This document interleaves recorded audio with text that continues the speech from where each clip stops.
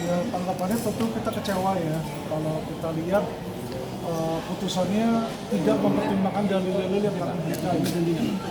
Hakim bilang bahwa sudah punya 2 alat bukti, gitu kan. Padahal di dalil kami nyatakan bahwa alat bukti keterangan saksi dan keterangan ahli itu nggak ada. Keterangan ahli itu baru dibikin 2 April 2024, sedangkan penetapan tersangkanya itu November 2023. Jadi waktu ditetapkan sebagai tersangka belum ada alat bukti itu.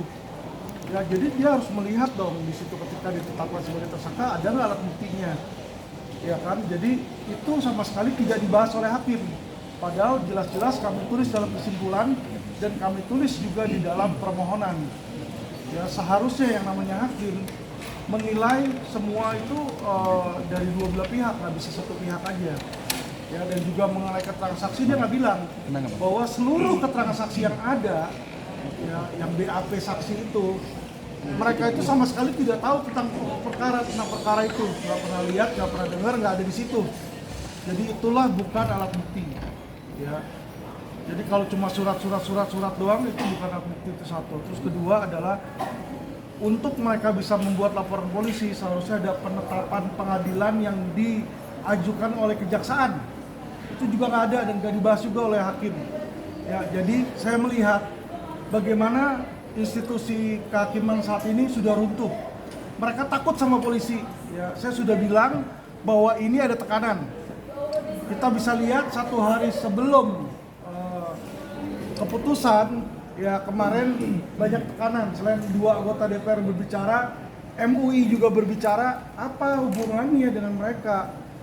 Ya, MUI aja yang awalnya sebagai pelapor itu cabut kok di situ. Ya, jadi saya melihat di sini lebih adalah tekanan politik dan tekanan dari mafia hukum sih. Maka hukum ke depannya apa Pak untuk di pengadilan nanti? Kami mau mengajukan gelar perkara di kepolisian kembali di situ. Ya, dan mungkin melibatkan ombudsman juga.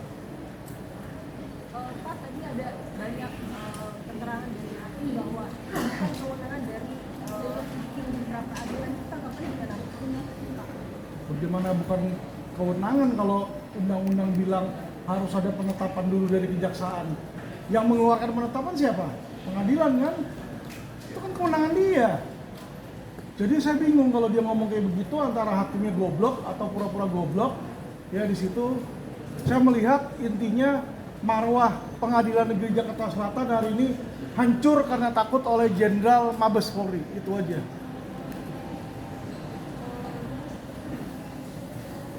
Persiapan ke ombudsman Pak mungkin ada nanti apa? Oh iya, tentu kita udah siapin juga surat untuk permohonan gelar perkara sebagaimana sesuai perkap ya. Kapan targetnya? Minggu ini. Terkait dengan pra peradilannya atau terkait apa? Bukan pra peradilan dong, terkait dengan penetapan tersangka yang tidak ada dan penyidikan yang nggak benar itu. Selayaknya tadi Pak menyampaikan hakim bahwa tidak menerima segala bentuk kesaksian yang disampaikan oleh pemohon.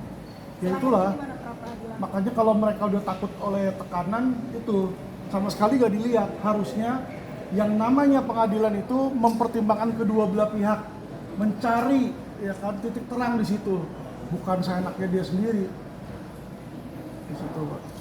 Oke? Terima Itu kasih aja. banyak. Terima kasih teman-teman. Sehat-sehat. Kalau saya udah keluar